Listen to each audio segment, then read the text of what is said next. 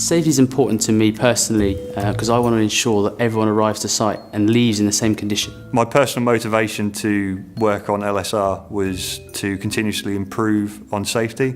So it's very much a supportive activity rather than a hindrance. My personal motivation as the site manager of Stowmarket is to make sure that everybody goes home at the end of their working day to their loved ones safe and unharmed.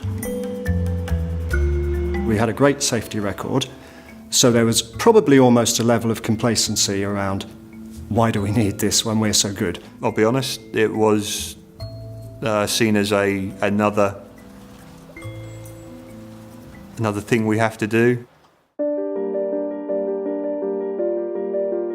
We first had to review our equipment, our training and our procedures on site to fully ensure people could engage with the LSRs. Previously there was no standard operating procedure, we only worked on work instructions.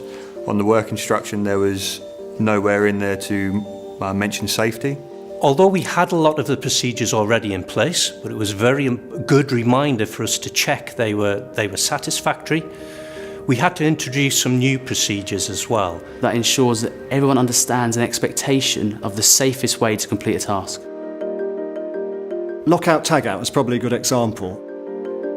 So you see the LSRs on site at Stowmarket as you enter the gates, as you are in the reception area and when you're in the workplace along the filling lines. And one area where we did see a gap was on working at height. We have an operation on site where tankers arrive with raw materials, and in order to carry out one of the tasks, the driver has to climb onto the top of the tanker. So we invested some time and some resource into building a platform, which means the tanker driver can access the top of his tanker in a very safe way. We have a tiered meeting process, our MDI, Managing Daily Information. Safety is top of the agenda at every one of those meetings, so we get several opportunities through the course of a day to reach out to people on safety, to talk about, we have a formal risk of the day and we have a formal safety share at all of those meetings. So that really helps us to keep life-saving rules live on the agenda. The biggest success I feel we've had on the site with life-saving rules was actually an accident. Now that may sound a little strange.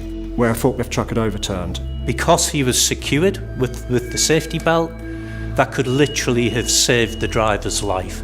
So for me, although it was an accident, it was a success for the life-saving rules. I think that the changes that the life-saving rules have created on the culture on the Stowmarket site, there are a number. I think the golden principle has made a difference. We can't just rely on our history, we have to continually re-examine ourselves against this standard of the life-saving rules. Even when you think you've got to where you think perfection is, it's not perfection. You can always improve on perfection. Even what level you are at now, you can always do better? My private life has changed quite considerably in the past 10 months. We've just had our first child. Definitely gives you a completely different outlook on life, and you really do start to take safety a lot more seriously.